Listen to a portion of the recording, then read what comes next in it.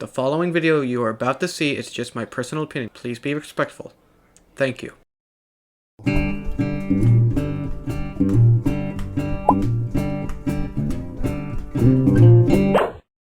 Hey, Salty here, and welcome to another episode of Can We Fix It? Today's episode will be me going over all the mentor cards and seeing how I would rework them. And I decided to slightly change the mentor mechanic itself. Like, not as to the main role, but maybe as an extra effect. You know, like how Decimate is, where you, for one example, that one Decimate spell where you kill a unit, and then you Decimate if you want to kill another unit. That's what I was thinking of going with for Mentor, where you can use the effect right away, but then you can mentor it to do something additional. Like as you see here for Sparring Partner, summon, give a student a +1/+1. So you choose a student right away, or unit, you know, and then you may choose to use the mentor ability here, which I decided to change around to give Sparring Partner and the student +1/+1.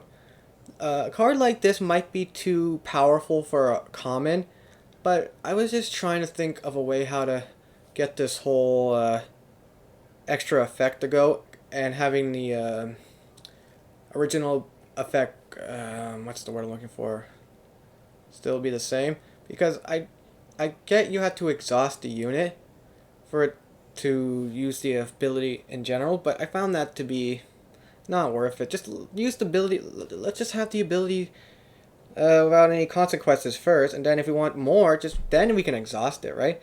Because if Sparring Partner you think would be good in an aggro deck, but no, because you play a unit on turn 1, you attack, but then in turn 2, you gotta halt the attack just to give it +1/+1. That's not worth it, right? It'd be more worth it for the mentor effect where you wait that one turn to attack to give it a +2/+2, and maybe even giving this Sparring Partner +1/+1. I decided to give the add-on gives Sparring Partner +1/+1, but I guess to make it more fair, we shouldn't even have that effect in the first place. Maybe we should only just give the student additional +1/+1, but it's called Sparring Partner. I was just thinking more to the line like, two guys are sparring. Like, why does only one guy get the benefit from the buff? Why can't the person who's also sparring gets a buff from it, right? That's why I decided to put it in there. So yeah, let's get on with the next card, I guess. Next we have a Spirit Guide. As we all know, like, it's not a bad card. It itself has lifesteal, and then you can mentor a unit to give it lifesteal. But I just felt like, is it really worth it exhausting a unit for one turn to give it lifesteal? Because next turn, let's say that unit might not even be able to attack, right? Or the, what's the word? The unit might just get killed that you exhausted. As well, is it really worth not having one blocker too? I don't know, there's so many variables into it. So I decided to rework it, as you can see here, that the mentor effect is now a summon effect. Like it says here, it's choose a student and give it lifesteal. But the mentor effect is you can exhaust the unit and you gain life equal to the student attack. So now you can actually, for that turn, heal for that unit's attack, right? So yeah, you can heal for that turn, and then next turn, if it doesn't have a chance to attack or it dies by the opponent during their turn, at least it didn't go for waste, right? Yeah, it's pretty simple, really. I guess we'll go on with the next card. TwinStrike Master.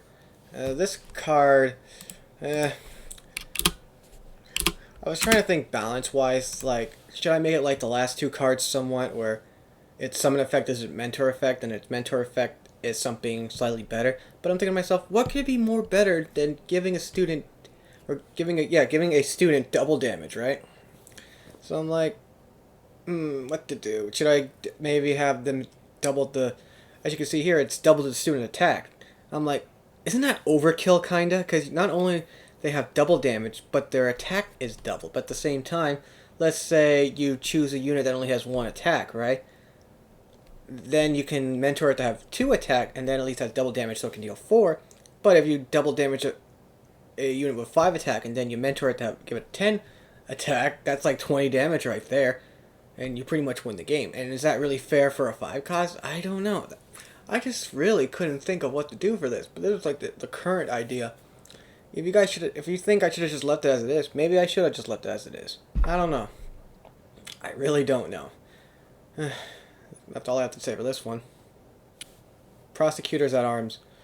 As you can tell, I left the mentor effect as it is, but I gave it the summon effect where it's similar to its mentor ability where you give a unit negative attack equal to its own attack.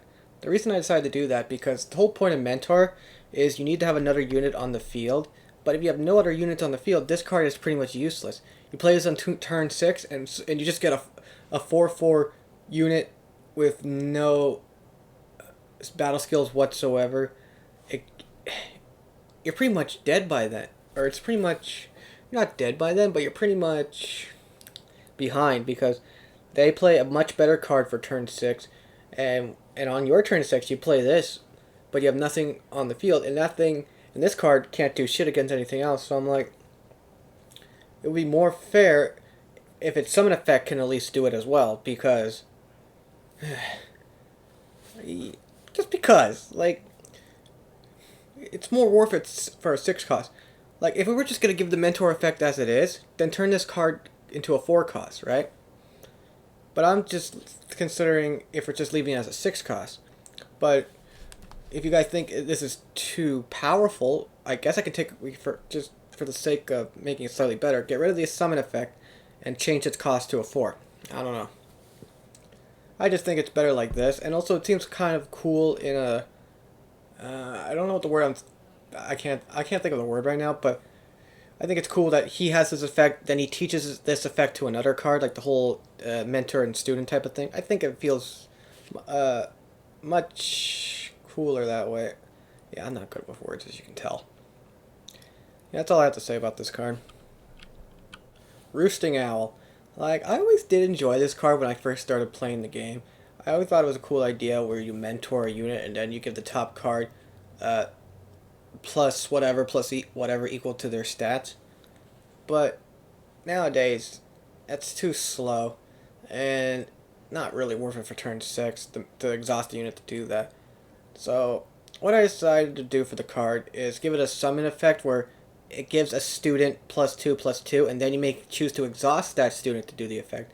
The reason for this is because, like, let's say if you're playing really aggro-y and on turn or some sort of Warcry deck, and you want one of your units to attack, but it's too weak, so at least the owl will give it a +2/+2, right? So it has a better chance of attacking. But let's say you still can't attack. Then you can just exhaust it, maybe give your next top card the buffs, right? I don't know. And as you can tell, I decided to change the health to a 2 instead of a 3, so it's more likely to get killed by, I don't know, by the market card and such other 2 damaging spell cards. I didn't really put too much thought into this one. I just figured maybe this would be a much cooler card to have, but at the same time, it's a common, so maybe it shouldn't even have the summon effect at all. Maybe we should have just left it as it is. But I wanted to try to rework all the cards, even if they don't technically really deserve a rework, right? I just wanted to show an idea how I think Mentor should be. So yeah, that's all I gotta say for this one. Valkyrie Linebreaker. This card, man, this will never ever see play. Even with this change I did to it, I just thought maybe it will help just a little bit, where it has a summon effect, gain 2 for each of your Valkyries, and then you can exhaust one of your Valkyries to do that same effect. Like, who would play this in turn 8? I think, I get it, it's uncommon. It's not uncommon, it's common, and stuff like this is meant for draft. But I still can't imagine this being a good card to put in your deck for draft. Yeah. But Valkyries have a lot of armor, like, related cards, so I guess if you're trying to make an armory deck, this might be more realistic now. Probably not, though. I just remembered all of a sudden randomly how there's actually a Valkyrie Minotaur, which has that twist armor effect. A Valkyrie Minotaur. I would not imagine that being a thing, you know? But anyways, let's get on with the next card now. Dragonbreath. Like, this card could have been left as it is, but I just think Mentor should not be a main effect where you're required to have a unit. So I thought, should I touch it? Should I not? But you know what? I wanted to just change it, just to see what you guys would have thought. If it would be better like this, where, as you can see, deal 2 damage to an enemy unit, and then you can have the choice to exhaust the unit to deal an additional damage equal to that student's attack, right?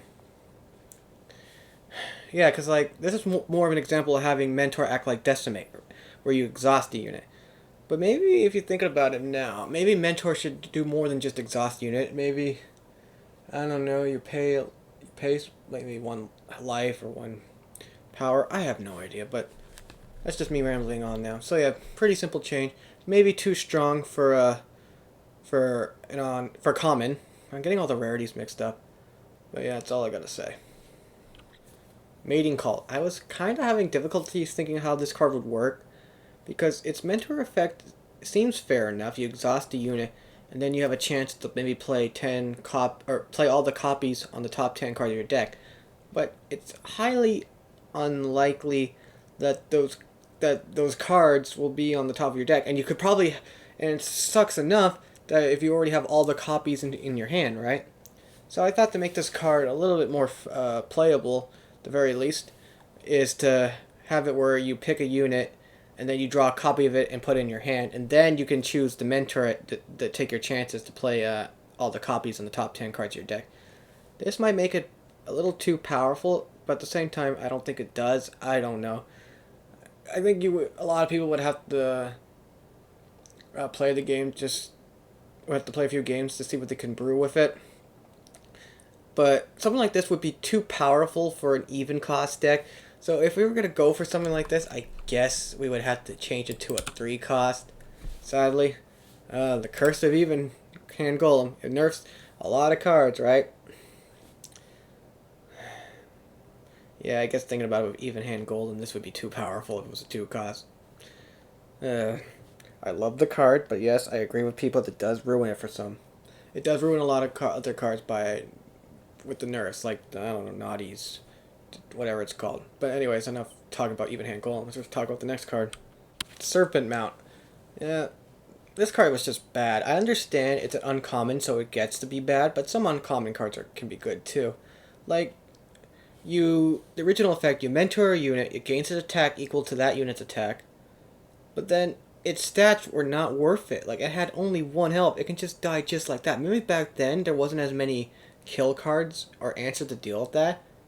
But even with flying, it wasn't really worth it, because maybe maybe your opponent would have a flying unit that can block it, right?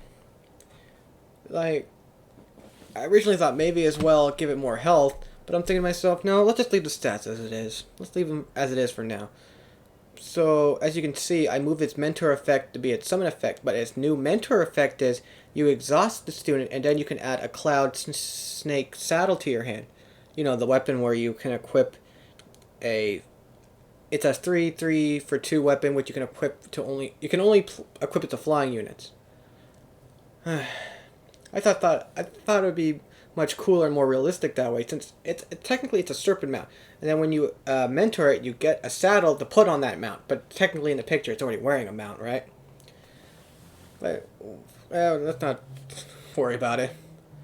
So yeah, I think this would make the card much better for uncommon. Yeah, let's just go on with the next card. Skywalk Instructor. Yeah, as you can see, this card is really wordy now, unlike its original words. Mentor, give a student flying. As you can tell, I turned that into its summon effect, but unlike the others, it doesn't choose a student, it just gives another unit flying, and then its mentor effect is give a student flying, but if that unit already has flying, give it a random battle skill.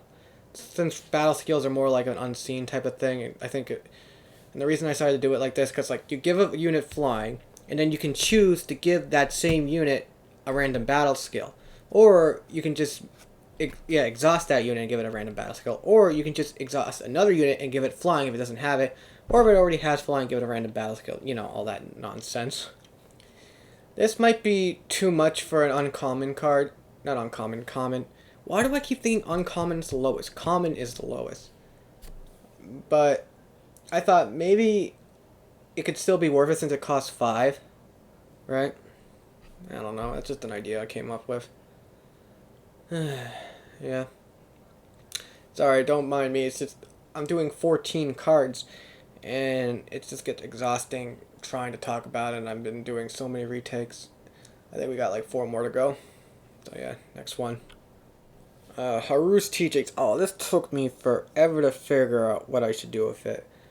Like, the card was cool. It has a cool idea where it summons a unseen for each battle skill, but it was pretty expensive. And let's say you have a unit that has no battle skills whatsoever.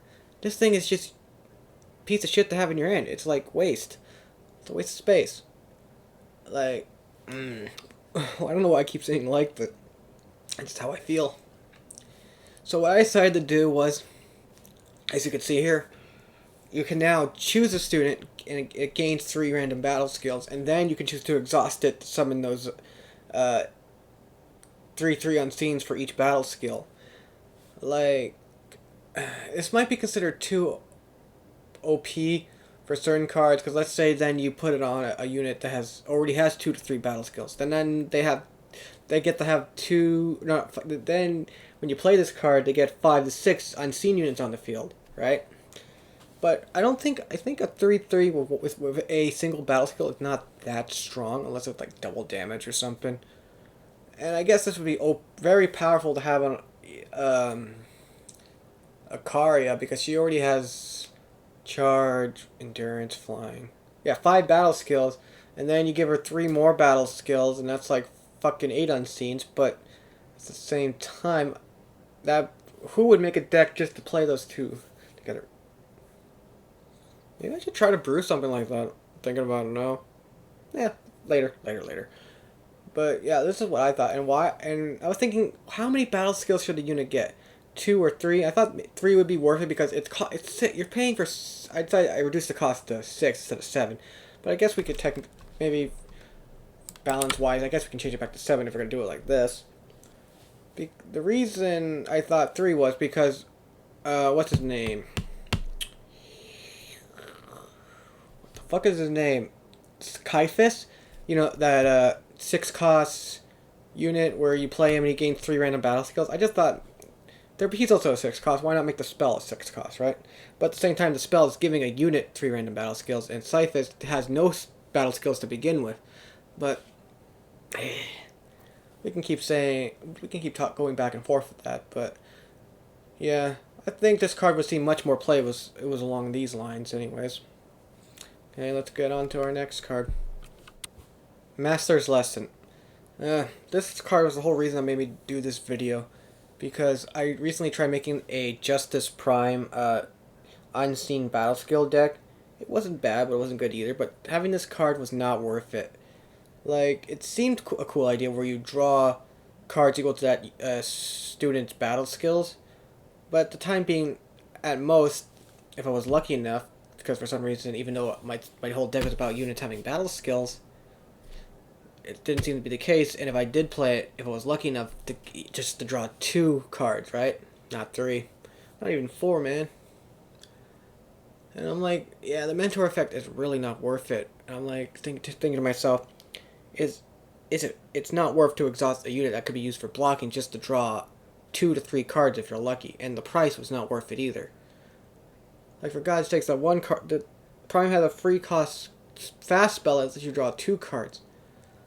And I'm like thinking to myself, how is this any better than that? It's a rare card and it costs 4, but sure, in theory, you can have some cards with 5 battle skills, but I don't know about that. So I decided to give it the effect, the non-mentor effect, draw 2 cards, as you can see here. I thought it would make it more balanced, but and then you can choose to exhaust a unit that could be used for either attacking or blocking to draw some more cards, like a decimate effect, right? So yeah, I was gonna maybe I'm not mentioning. I think I forgot to mention two more cards or 2 to 3 cards, but I was starting to run ideas how to change those. I'm like, forget about it. And I think you guys are getting tired of watching this video because it's probably been a really long video compared to most, because I think I went over at least 10 cards, maybe more. I lost count. So yeah, if you want to see more, why not subscribe to my channel and all that stuff. Anyways, thanks for watching. See you next time. Bye. Well, that's the end of this video. If you want to see more in the future, why not subscribe to my channel? But in the meantime, why don't you check out these playlists? And I want to thank my patrons whose donations, big or small, really help support my channel. Anyways, hope to see you in the next video.